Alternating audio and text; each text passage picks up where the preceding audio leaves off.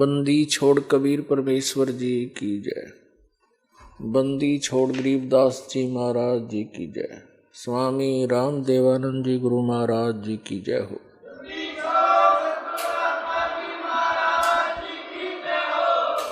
गुरु जी तुम ना भूलियो, चाहे लाख लोग मिल जाहीं, हमसे तुमको बहुत हैं, तुम जैसे हमको नाही। तुम्हारे विसारे क्या बने, मैं किसकी शरण में जाऊं। शिव वृंच मुनि नारदा, तिनके हृदय ना समाऊं। परम पिता परमात्मा पूर्ण ब्रह्म सर्व सृष्टि रचनहार कबीर परमेश्वर जी की असीम रजा से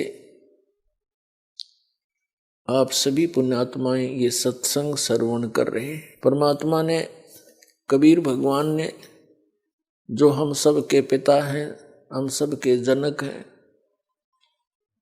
उन्होंने आकर के हमें यहाँ ज्ञान कराया है कि तुम यहाँ के वासी नहीं हो। जिस स्थान पर आप रह रहे हो ये आपका स्थायी स्थान नहीं है। आप प्रतिदिन देख भी रहे हो,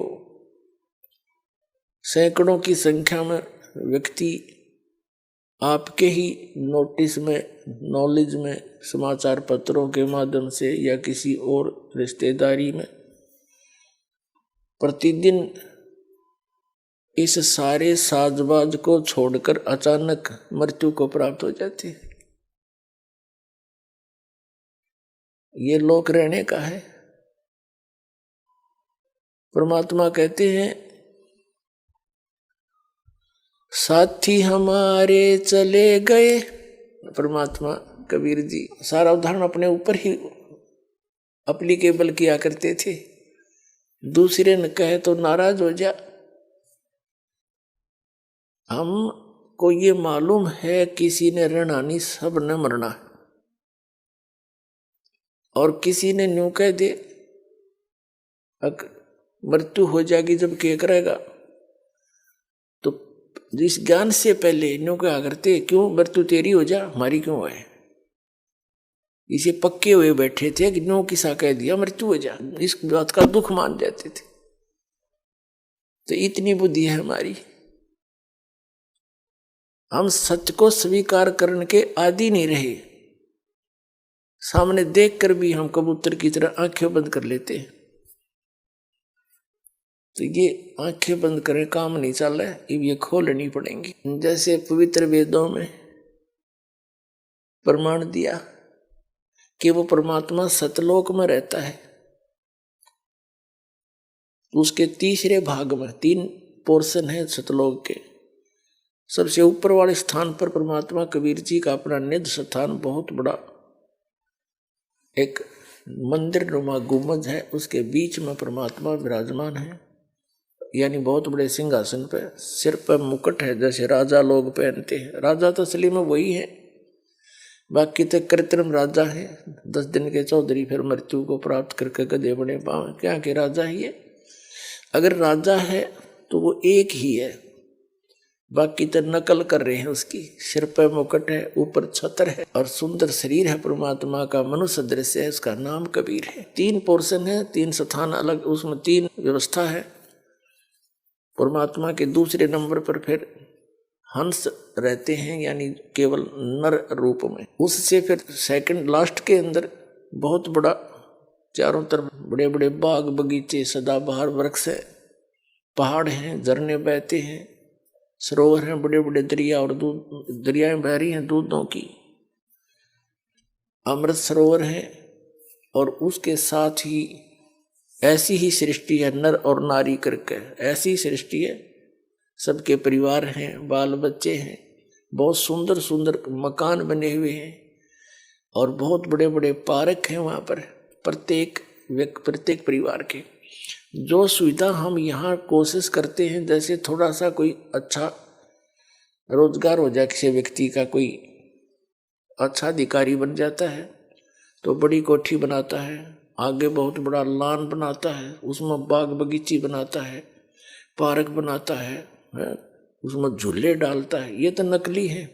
कल मृत्यु हो जाए परसों गदा बना पावे, धीरे धराए रह गए, और वो सुख नहीं, मानसिक सबको शांति नहीं किसी। और वहां पर ये सारी सुविधा थी जिसको यहाँ खोज रहे हैं, या वो वस्तु हो ही नहीं सकती, उसका कुछ एक थोड़ा बहुत एक नकल सी कर रहे हैं। तो वह सब सुविधाएं आपको उपलब्ध है। आपके सभी स्थान जहां आप रहा करते थे वो खाली पड़े हैं। लेकिन ये ज्ञान प्रथम बार सुनता है प्राणी। 600 वर्ष पहले परमात्मा ने बताने की चेष्टा की, किसी ने सुना नहीं, उन्होंने गुप्त रखा। ये मूल ज्ञान है जो दास को दिया है। कबीर साहब ने कहा था, धर्मदास मेरी लाख दुहाई, ये मूल ज्ञान की तबार न जाई। मूल ज्ञान बार जो पड़ी ही बिचली पीढ़ी हंस नी तरही। और मूल ज्ञान तब तक छुपाई जब तक द्वादश पंथ मिट जाए, जब तक कलयुग बीतेगा 500 वर्ष, तब तक छुपाना है।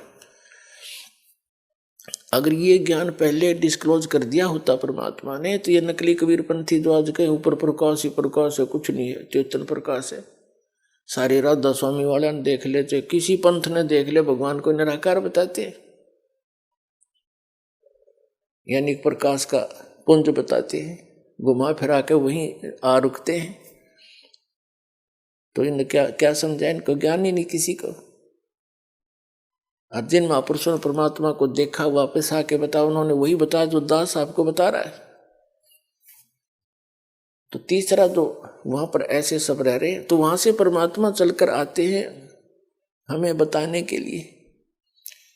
तो ऋग्वेद मंडल नंबर 9 सूक्त नंबर 86 मंत्र 26-27 में, ऋग्वेद मंडल नंबर 9 सूक्त 82 मंत्र 1, 2, 3 में, ऋग्वेद मंडल नंबर 9 सूक्त 20 मंत्र 1 में, ऋग्वेद मंडल नंबर 9 सूक्त 94 के मंत्र 2 में, ऋग्वेद मंडल नंबर 9 सूक्त नंबर 95 के मंत्र 2 में, ऋग्वेद मंडल नंबर 9 सूक्त 94 के मंत्र 1 में, 2 में नहीं, और 95 के 2 में ये स्पष्ट किया है। और ऋग्वेद मंडल नंबर 9 सूक्त नंबर 96 के मंत्र नंबर 16 से लेकर 20 तक, और भी अनेक स्थानों पे ये स्पष्ट किया है कि वो परमात्मा परम अक्षर ब्रह्म पूर्ण परमात्मा, सत्य पुरुष, अमर पुरुष, अविनाशी परमात्मा मनुष्य दृश्य है, राजा के समान वहां ऊपर तीसरे पृष्ठ में बैठा है। वहां से चलकर गति करके आता है, अपनी प्यारी आत्माओं को, अच्छी आत्माओं को मिलता है, और उन जो दृढ़ भक्त होते हैं उनको अपने विषय में यथार्थ ज्ञान सुनाता है, उपदेश देता है भक्ति का, और वो कवियों की तरह आचरण करता है। जैसे कवि कहीं जाकर के लोकोक्तियों के माध्यम से अमृतवाणी बोलना शुरू कर देते थे, दोहे बोलने शुरू कर देते थे, शब्द बोलने शुरू कर देते थे, और वो परमात्मा कबीर है। जैसे मनुष्य वस्त्र धारण करके आता है, सुंदर शरीर, ऐसे हल्के तेज पुंज का अपना शरीर बनाकर यहाँ आता है। ऊपर सतलोक में जहाँ परमात्मा रहते हैं, वहाँ उनके एक रोमकूप में करोड़ सूर्य मिला दे, करोड़ चंद्रमा, इतनी रोशनी, वो भी फीकी पड़े, इतनी रोशनी है परमात्मा की बॉडी की। परमात्मा का शरीर हमारे जैसा स्नायु का नहीं है। ऋग्वेद यजुर्वेद अध्याय नंबर 40 के मंत्र नंबर 8 में कहा है, सप्री आगात, वो सबसे पहला आगात माने शरीर है, शरीरी है। और शुक्रम अकायम ऐसनाविरम, शुक्रम अकायम अबिंदम ऐसनाविरम कबीर मनीषी स्वयंभू परिभु व्यवधाता समाभय। तो इस पर उसका भावार्थ यह बनता है कि वो परमात्मा कबीर जो यहाँ एक तत्वदर्शी संत की, विद्वान की भूमिका करने आता है, वो उसका शरीर शुक्रम अकायम, माता पिता से बने हुए शरीर का नहीं है, वो मटेरियल नहीं है। उसका शरीर ऐसनाविरम, बिना नाड़ी तंत्र का है। तो यहाँ इन वेद को ना समझकर अच्छी तरह इन अज्ञानियों ने अकायम शब्द है इसके अंदर, यजुर्वेद अध्याय नंबर 40 के मंत्र 8 में, इस अकायम से ये फाइनल कर लिया कि भगवान बिना काया का है। उसमें ये लिखा है शुक्रम अकायम। शुक्र माने माता पिता की संयोग से ना बनकर वो शरीर है उनका।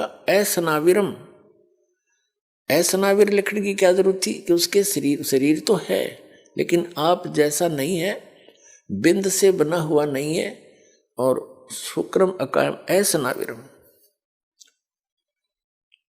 और स्वयंभू, स्वयंभू शब्द देखा इसमें, उसके कोई जनक नहीं है। परिभू सबसे पहला परमात्मा है वो।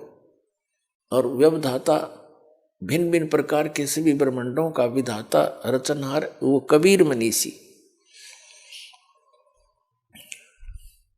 तो वहां से परमात्मा बहुत तेजों में शरीर है। जब नीचे आते हैं तो अपने शरीर का ये तेज बहुत सामान्य बना लेते हैं। जैसे किसी कमरे के अंदर बहुत सी लाइट लगी होती हैं, 1000 वाट की भी होती है, 500 की भी और 200 की भी, 50 की भी और 0 का भी हो। सबके जैसे सबको जगा तो जगमग हो गया कमरा कक्ष, और सबको बंद करके एक 0 का बल्ब यानी ट्यूब जगा दी या 10 वाट की जगा दी तो सिंपल सा प्रकाश शेष रह गया। ऐसे ही परमात्मा का शरीर है। वो जब चाहे उसको हल्का बना ले, बटन ऑफ कर लिया अपने, और जब चाहे सारे तेज को प्रकाशित कर ले। तो यहाँ अगर वो उसी रूप में यहाँ आ जाए तो हम चरम दृष्टि से उनको देख नहीं सकते। इसलिए वो अपने हल्का तेज पुंज का यानी आम मनुष्य जैसा ही शरीर बना है तो ऐसा ही, लेकिन उसके प्रकाश में अंतर है, प्रकाश कम कर लेते, इतनी सी बात है। और वो कवियों की तरह आचरण करता है। तो ये कर्या किसने ये लीला? कबीर परमेश्वर जी ने, दानक जो लाए कबीर जी ने। तो इससे ये भी सिद्ध होता है कि वो परमात्मा है जो वेदों में वर्णित है। वो लीला किसने की? वही भगवान है। भाई जो गुरु बचन पे डट गे रकट गे फंद 84 के। भाई जो गुरु बचन पे डट गे रकट गे फंद 84 के। कट गे फंद 84 के, रकट गे फंद 84 के। भाई जो गुरु बचन पे डट गे रकट गे फंद 84 के।